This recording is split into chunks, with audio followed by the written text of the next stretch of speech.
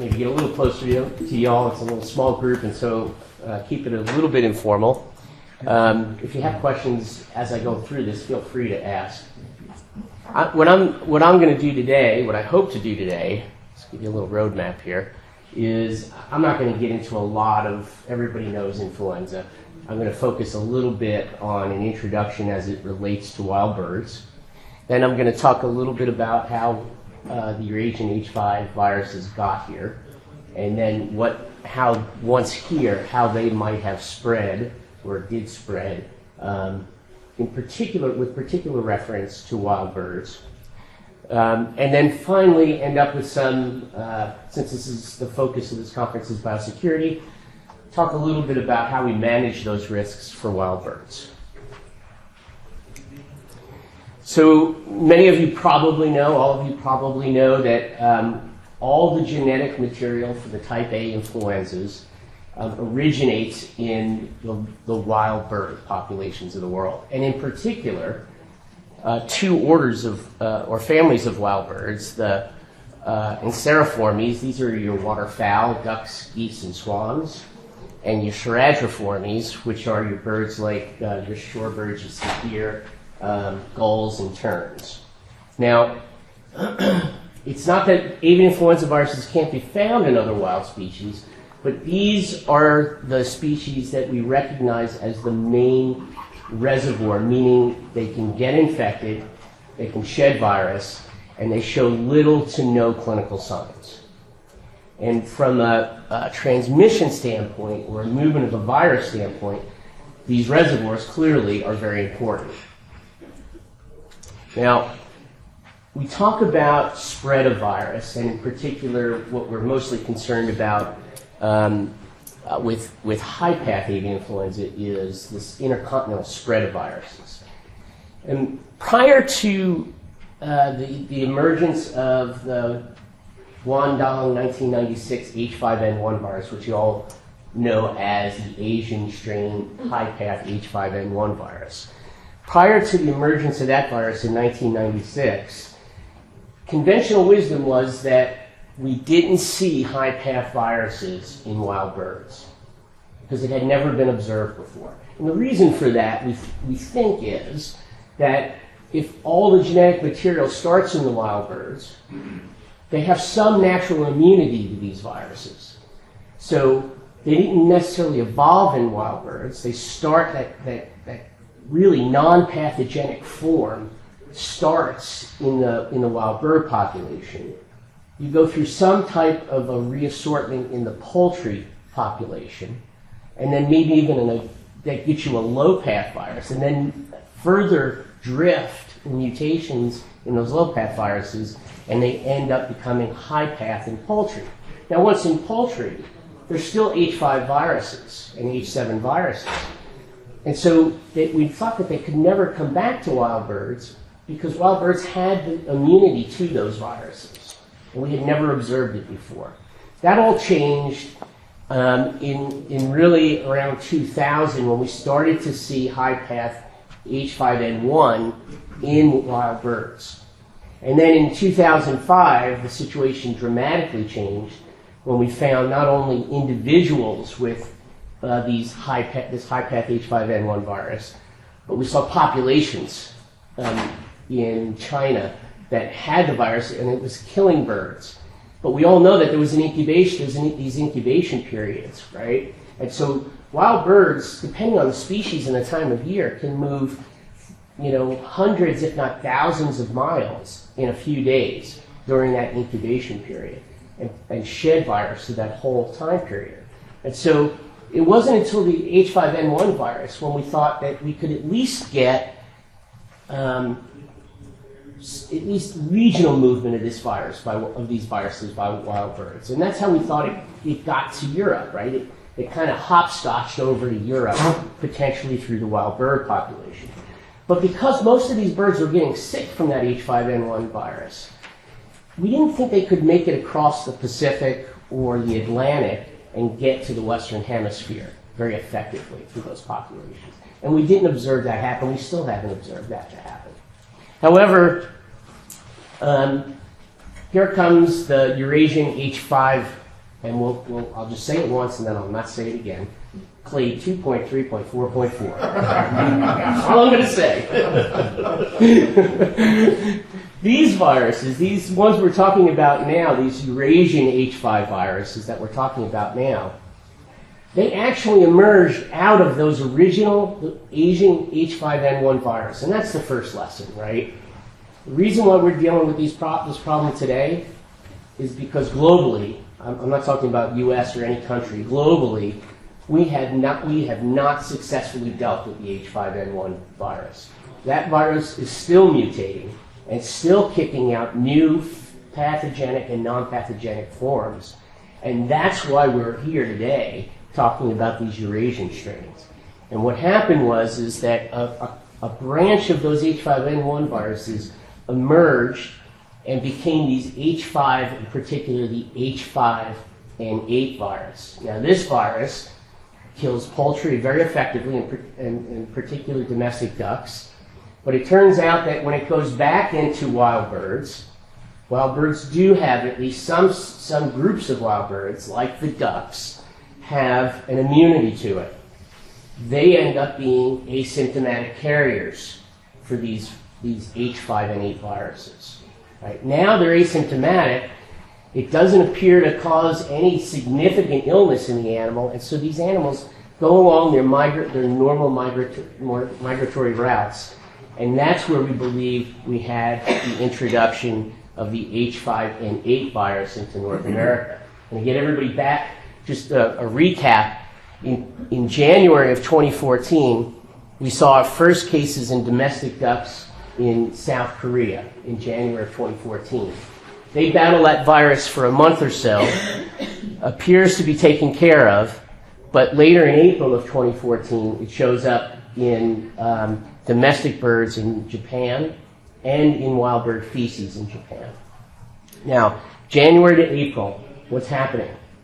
Spring, migratory birds are moving north, right? And a major migratory pathway is up along the continental coast and up into the Russian Far East, Siberia, and even over here into Alaska.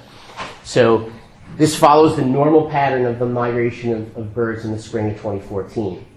Then in late summer, early fall of 2014, we find it in China. Again, migration of the birds in the fall back down south. Right? And then very quickly after that, in November, we see it in Europe, in Germany, the Netherlands, and finally Great Britain. And you'll notice that these migratory pathways are all overlapping here in the breeding grounds of those birds. And so the appearance of these viruses in Europe, again, coincides with the fall migration south of these wild birds. And then finally, in December, late November, we see the first case in poultry in British Columbia. And through that surveillance, the 10-kilometer zone, which extended across the border in the U.S., we see our first detection in the U.S. in wild birds. And then that's quickly followed by other detections that I'll talk about in Pacific Flyway. So kind of a real synopsis on how wild birds might have been playing a role and why they were playing a role in these Eurasian H5 viruses. So let's look a little bit more specifically at the Pacific Flyway, what we find in the Pacific Flyway. And this kind of data, I think, can really help us understand what exactly was happening in the timing of certain evolution of certain strains of this virus. So our first detection in the U.S. is in December, second week of December of 2014. We immediately get all the relevant agencies together at the state and federal level. We put together a surveillance plan for wild birds in the Pacific Flyway. At this time, there's no evidence to suggest that this thing is anywhere but in the Pacific Flyway. And so that's, and I'll come back to the Flyway map here. I didn't do a very good job of showing it to you, but this is essentially the Pacific Flyway in the United States. And it extends up to Canada and down here to Mexico. Now, the caveat to that statement about we have no evidence that it's anywhere else is we really didn't have a decent surveillance system anywhere else to look for this, right? So the reason why we found it here was not because we were doing a lot of proactive surveillance in wild birds. This was the surveillance zone associated with the high-path outbreak in British Columbia. So we're thinking, though, that we're doing a pretty good job here. It's bad for the Pacific Flyway, but it seems to be contained to the Pacific Flyway. So we set up our surveillance system, and we after we find that initial H5N8, and we start doing surveillance, and we find that not only do we have the H5N8, which we believe is the progenitor, the first virus that came over as a whole virus, all 8 genes of the influenza virus, first time this has ever been documented to happen, all 8 genes in a whole virus package coming over into North America. So we find that we have the H5N8, but we also find the H5N2, which is very similar to what the British Columbia poultry operations experienced at the time. And then we also found an H5N1. Now this is not the Asian H5N1. This is the H5 from the H5N8 and an N1 from a native North American virus. So 3 viruses. All 3 viruses were only found in one county, Whatcom County, Washington, and that's right across the border from where the poultry outbreaks were. H5N8 and H5N2 were found in the pink counties, and H5N2 is in the yellow counties, right? So all your H5N2 strains are found in only these 3 states. Then the H5N8 virus is found in the gold states and overlapping with the H5N2 in the yellow and also in the red. So what does this tell us? Well, the data here suggests that the H5N8 virus did indeed probably was the first virus that came over. It probably came over in early fall. It entered North America at an earlier stage of the migration of birds, such that when the wild birds were infected and they moved south, they moved it through the entire flyway, right down to the southern end of the flyway. Right? The H5N2 virus stopped at the northern tier, did not appear to move to the southern tier. This suggests that it probably entered the wild bird population later into the fall, right? So that the birds that were already going to move down here had already moved down here, probably before this H5N2 virus evolved, right? And the molecular data supports that as well. So the H5N1 virus was only found in one county, suggesting that that was probably where the virus evolved, and it happened very late in the migration season, to the point that all the birds had already settled on wearing grounds, and this virus did not move out of that original place that it likely evolved. So this surveillance data in the wild birds can help us determine how, or at least help us see how these viruses might have evolved and how their distribution might be affecting poultry operations. Now, the situation in March through June, that was all through February, really, December, January, February. The situation in March through June, we all know about in the Central and the Mississippi flyways, was a whole different situation. In this case, remember now, we're in March, April, May, and June. All the hunting seasons are over. In the Pacific Flyway, we still had hunting seasons. And why is that important to us? It's the most effective way for us to get wild bird samples. It's hard to go out there and capture a duck and swab it, right? It's expensive and it's very difficult, and the permits required are also make it difficult to get it, to have that opportunity at certain times of the year. So in the spring, we really don't have that really good way to get wild bird samples. So what we rely on is morbidity mortality surveillance. And so the blue counties are the wild bird cases.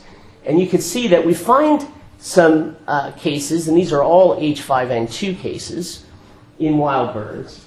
But most of what we're finding is in the poultry operations. And the reason is because we've got an enhanced surveillance system. We have pathogenic cases causing mortality and morbidity in these animals. And so we go in and we set up our surveillance zones and our control zones, and we're actively working those poultry operations and looking for new cases. And so we're finding a lot of cases. Out here, we're not really looking that hard in the wild birds. So we really can't compare what we see here to what we found here. There's a lot of people want to do this, and in my mind, I keep doing it. I got to stop myself from doing that. It's like you're comparing two totally different surveillance operations here. We don't know if the virus was in wild birds here to the degree that it was in the Pacific Flyway. We just didn't have the data at that time. Okay? So it's important to remember that when we look at these data and we try to say, was it moving to poultry from wild birds, we don't have a lot of data. Now, some of the molecular data we have that's coming out is showing that clearly that some of these cases in poultry were point source introductions versus farm-to-farm transmissions, right? So what do we mean by point source? Everybody, again, wants to say, well, the virus is so closely related to wild birds, it was a wild bird introduction. But was it a wild bird introduction? All it means is that the virus is closely related to a virus found in wild birds. But how did it get into the farm? Right? We're going to come back to that. Yes, ma'am. So when you mentioned that you did active surveillance work with the wild birds and also looked for possible poultry cases, I guess you're just really meaning possible poultry cases. Did you do you know if any farms did possible surveillance work with flocks, turkey flocks? So, active surveillance work. On the poultry side? Mm-hmm. Yes, that was conducted. Right, that was conducted? Yes, in poultry. In poultry. Yes. Was that like a federal activity or a state activity? That was a combined activity, federal-state combined activity, just like was previously mentioned. Right. So I'm the lab director for the University of Missouri. So we got a few positive cases last year, and we are in our study we are doing active surveillance work in the poultry side, but I just don't know prior to that first positive case. Anybody did any positive? Prior to the first poultry case, was there active surveillance? So prior to the first poultry case, there was the normal surveillance that was conducted, that is always being conducted. So looking for rises in morbidity, mortality at farms, collecting swab samples, serum samples, those kinds of activities were ongoing prior to the introduction of these viruses. So, in the waterfowl, though, what we mostly see is sick and dead animals. And the reason is, again, we didn't have the hunting season, except for one case, where in the case of Missouri and Iowa, we had a very late snow goose hunt, a white goose hunt. And we were able to find 2 healthy birds, snow geese, apparently healthy birds, I have to say, right? So they were not showing any signs of illness when the hunter shot them, but they tested positive. So this just could mean that these animals were still in their incubation period. So that's why we say apparently healthy. So 2 snow geese were found in Missouri and Iowa through that hunt. And then we had 1 Canada geese that was found up in Washington that makes up the 3 apparently healthy waterfowl, in particular the geese samples. So we have 2 different situations here. Hard to compare them. So I just caution everybody not to say that, make a whole lot of conclusions from wild birds out of this flyway. We have a lot of data to make those conclusions out of the Pacific flyway. So here's our flyways. Right? And so I like to show this map because you saw the map that Jack Shear showed this morning, right, of the flyways. And they're nice flyways, right?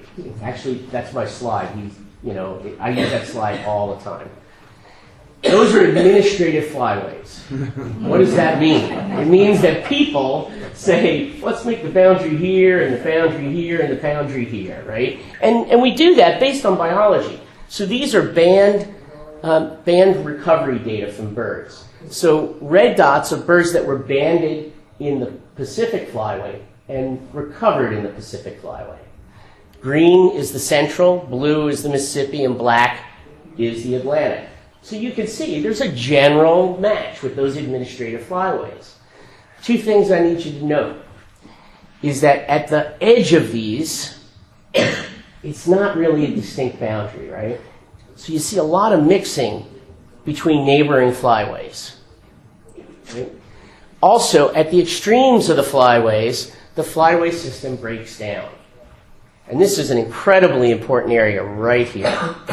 Right? Birds are migrating off of breeding grounds in late August and early September, and mid-September, to this part of North America. This is what we call the main staging grounds for waterfowl. That means that when they come off of their breeding grounds, they're kind of dispersed when they're breeding. And they all kind of come down to this part of Canada. And there's lots of water.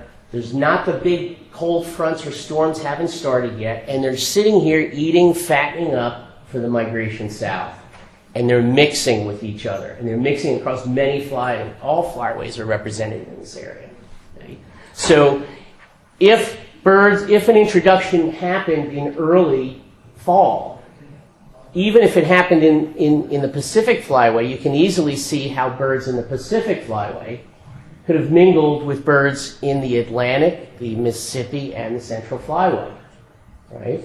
So if we have H5N8 being introduced and then an evolution of an H5N2, people want to say, well, the viruses here came from wild birds, and the molecular data shows that.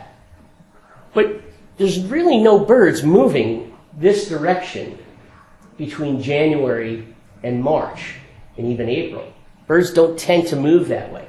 You will get a few stragglers, strays that do that, but most of the movement is north-south. And while you can see that you can have mixing along here, we don't see these big movements of viruses this way. So it's not likely that the virus in the Midwest was introduced from Washington or Oregon or California. What likely happened is the viruses were introduced into the wild bird population much earlier in the fall. Birds from other flyways carried it south in the fall, but we weren't looking for it. So we were not detecting it in those flyways. Right? And so that virus, once in those flyways, what we say are contaminated. Right? The virus could have overwintered easily in some of these colder climates. And for whatever reason, at that time of year, we saw introduction out of the environment into those poultry facilities. So what are we doing on surveillance now? We're trying to identify the distribution across the U.S., look for introductions and reintroductions into some of the same flyways, and really the only flyway that hasn't had a detection is the Atlantic Flyway. And we're looking for these reassortments of these new viruses and introduction of new viruses. So we know that we have these Eurasian H5 viruses now. They can be transmitted long distances in wild birds. New ones are evolving in Asia all the time. There's an H5N6. There's a whole nother H5N2 that evolved in Korea. We're going to see these spin-off viruses now of these Eurasian strains. They're adapting to wild birds. And when they do that, that's another virus that can be brought over. So we need to continue to be alert and make sure that we can detect those new introductions as early as possible. But also, think of these new viruses as invasive species, as a feral swine, as a starling, as a cheatgrass if you're from the West. Right? Here's a virus that likes to mix with other avian influenza viruses. And here it has a whole set of influenza viruses that it's never seen before. It's a Eurasian form. Now it's seeing all of these hundreds and hundreds of North American strains that it can mix with. And it's doing it in species it's never seen before. Our North American ducks. So what happens with when we see a biological invasion? Well, initially we always see a takeoff of the virus or the species, right? And then after a period of time, either the normal situation outcompetes that invader. In this case, the normal AI viruses, the H5 viruses in North America, outcompete this new virus, and it disappears, or it takes hold and becomes incorporated into the natural ecosystem. And that's what we're trying to determine. Is this thing going to go away? It's just going to be outcompeted? Or is this thing going to take hold and periodically it's going to kind of rise up in prevalence and cause more problems to us? So the sampling occurs in 3 ways. We have morbidity and mortality surveillance that we do all year round. Now this is one of our best sampling techniques, but you got to find the dead bird. It's not easy to find dead birds. If you've got 1,000 waterfowl on a lake that are dying of botulism, you see those birds. But the 1 or 2, it's really hard to get to those. Nature usually takes care of that before people see those dead birds. We do active surveillance. So this is mostly apparently healthy birds, and that's primarily through hunter-harvest surveillance. But in the summertime, when there's no hunting season and birds are coming off of nests, and you have the new birds, the hatchier birds, the young birds, we have a lot of opportunities through those birders that like to go out and band birds and put those rings on those birds. And so we tie into those banding operations and collect samples through those. So that's a way we get samples as well. And then occasionally we can use environmental fecal sampling. We used it in Minnesota. We've used it in other cases. But that's also got its own problems with implementation and interpretation. So since July 1, we were trying to sample 41,000 birds. As of last Friday, we had 45,000 and plus. You can see the distribution in the Flyways.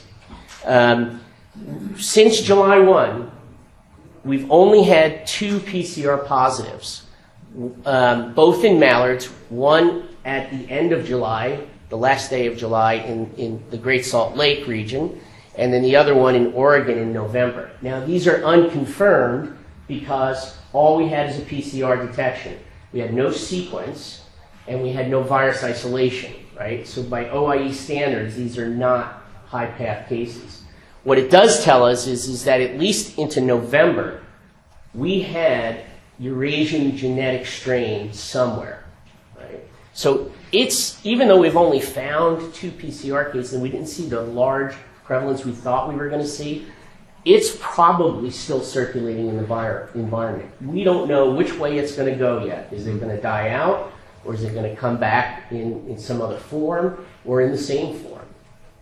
What have we learned? Dabbling ducks are the primary reservoir. When I say dabbling ducks, these are mallards, shovelers, pintails, teal. These are the birds that tip up when they feed in the water. You see their butts go up in the air, and they put their heads and they feed in the subsurface level. The diving ducks are the ones that dive down underwater and swim underwater and catch their food. They can get it as well. We just don't understand a lot about their status yet. We're going to learn a lot from this year's sampling. But the primary reservoirs are these dabbling ducks. Raptors are clearly sensitive, so there's something we keep an eye on. We want to look, we want to make sure that if we can find dead raptors or sick raptors, we want to get those tested. And then geese, everybody always asks me, a lot of producers say, I got all these geese on my farm, we need to kill these things. My response is that geese look pretty sensitive to this virus. So in my mind, they're a great biosentinel. They tend to not get influenzas, right? They're very resistant, they're relatively resistant to influenzas in general. And in these influenzas, it appears as though when they get sick and for the most part and die. And so these are great biosentinels. If you don't know, if you have geese on a lake nearby and they're dying, you might want to be concerned at that point. But I wouldn't go out and kill all those geese necessarily because now you've taken away a really good sentinel for yourself.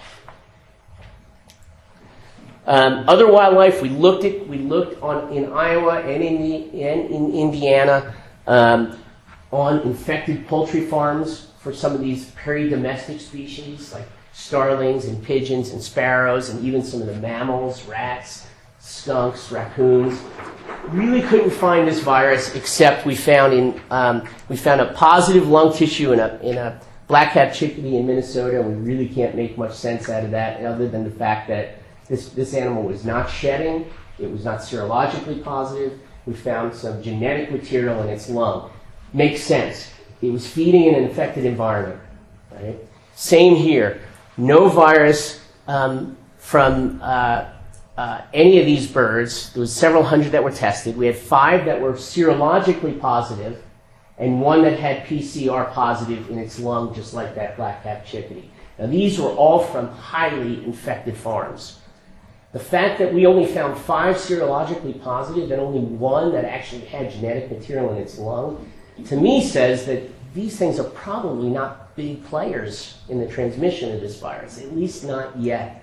Again, that may change. Right? These viruses evolve and adapt to the species. So probably at this point, not big players, these peridomestic species. Do I have time, or how am I doing? Good. Okay. So I want to switch gears and talk about, now that I kind of give you a little bit of background on the wild birds component and what their role is in these Eurasian H5 viruses, I thought, since this is the theme is biosecurity, I wanted to talk just a little bit about how do you minimize the potential for transmission from wildlife to poultry. Okay. How many people have seen this? Well, not this slide. But how many people see mallards inside a poultry facility? You just don't see that, right? So now I'm going to talk a lot of semantics here. You might think it's semantics, but it actually has a lot of meaning from a biosecurity standpoint.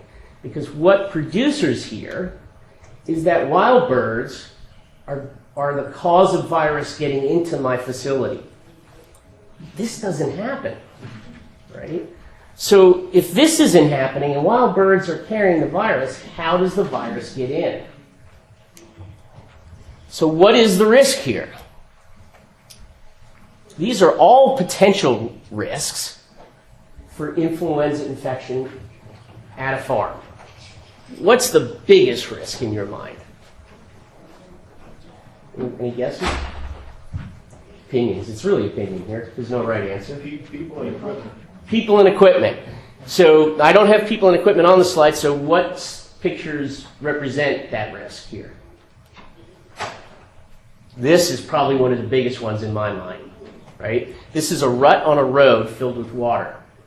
And now most equipment will come right down that. This is on a poultry farm, right? That equipment runs through this little pothole here. Now, people sit there and they go to me, well, wild birds don't use that.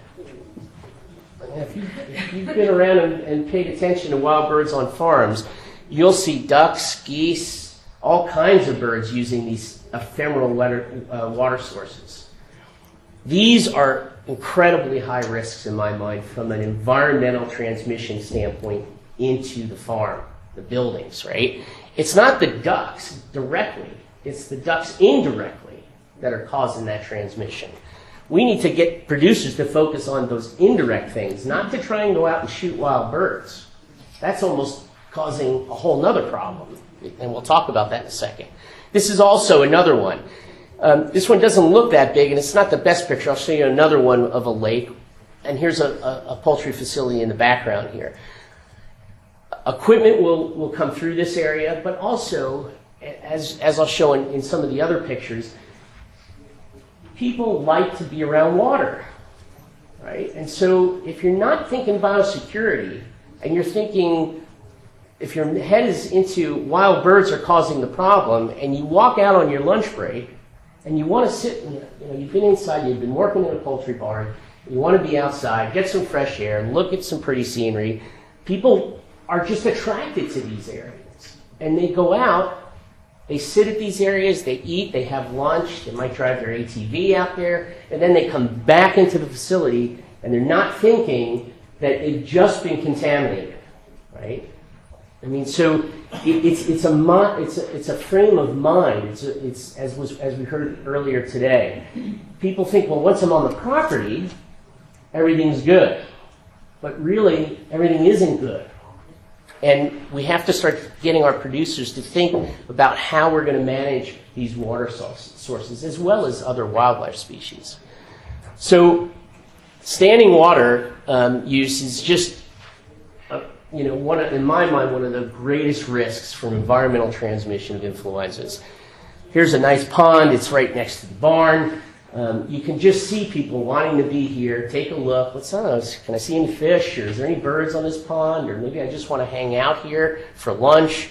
But it's not just visiting the workers visiting the pond. It's using this water. A lot of producers get the fact that they shouldn't be using surface water to water their birds. What a lot of producers don't get is that they shouldn't be using surface water to flush out their barns.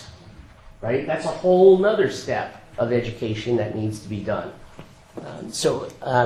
Water is a huge risk in my mind, much higher than a mallard flying over a property.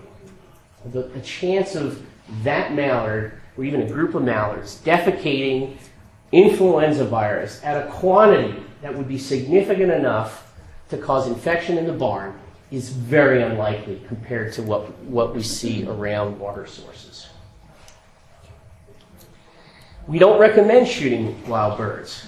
And the reason we don't is, well, first of all, it's illegal, right? You can go to jail for it. You're violating the Migratory Bird Treaty Act, which the U.S. Fish and Wildlife Service takes very seriously. It doesn't prevent use and contamination. You go out and you shoot birds off of the pond and you see them fly away and you think, well, problem solved, right? Well, as soon as you leave, those birds are not done. They're probably going to come back. And they're probably going to come back when you're not there, like at night. They'll come to these ponds and settle on these ponds for the night. And then first, right before daylight, first light, they'll fly off of those ponds and go to their feeding areas. So it doesn't necessarily prevent the use and therefore the contamination of that water. It can provide a false sense of security. If you think you're going out there and you're dramatically improving your biosecurity by shooting the birds off the pond, you let your guard down because you think you've done a good thing, right? When in reality, you really haven't done anything to prevent, decrease that risk of transmission onto the farm. It focuses the time and resources on the wrong risk. As we heard this morning, biosecurity is expensive and inconvenient. We need to focus that time, money, and effort on the highest risk things. And focusing your time on trying to kill wild birds on a pond, if you've got that much time as a producer, I don't know if you're making a lot of money producing chickens or turkeys, right? So it also, as I said, requires the state and federal permits. There are more effective techniques, and in Wildlife Services, we do consult with producers and state departments of agriculture and natural resources on how to prevent using non-lethal deterrents, birds using these types of things. Everything from stringing wires across ponds to prevent birds from landing on those ponds. We teach producers, that even the smallest types of ledges can produce nesting sites for birds. Cement runs along the outside edge of the building can dramatically reduce rodent infestation inside the barns. Managing the vegetation outside the barns will prevent or discourage use of wildlife on those facilities. But we also talk about those other risks, people. And, everybody kind of understands that if I go hunting, right, I'm with wild birds, I'm touching wild birds, I'm in environments that may be contaminated, my equipment, my clothes, I might be contaminated. Not everybody gets that. But, it's easy to see how people, once you make that link for producers, they see that, right? What oftentimes I find they have a harder time with is these kinds of activities, right? Where they're taking their vehicles and they're going out to the city park, or they're going golfing, and they're being exposed to an environment that could potentially be contaminated with influenza. Without the proper biosecurity, these activities can also be a risk of transmission onto a farm. So I just want to end with some acknowledgments here. The wild bird group is an interagency committee consists of USDA, state agencies, Department of Interior, and the CDC. That group was responsible for putting together the interagency plan that Dr. Scheer referred to earlier today. The labs have been tremendous helping in the diagnostics of wild birds. You know, they were faced with all of these positive poultry cases, and here we are submitting 45,000 wild birds for testing at the same time under a protocol that requires same-day PCR tests and then overnight shipping to NBSL and then classification immediately at NBSL. So we put a lot of workload onto the traditional work that would be associated not only with the normal laboratory activities, but in the face of a high-path outbreak too. So thank you very much.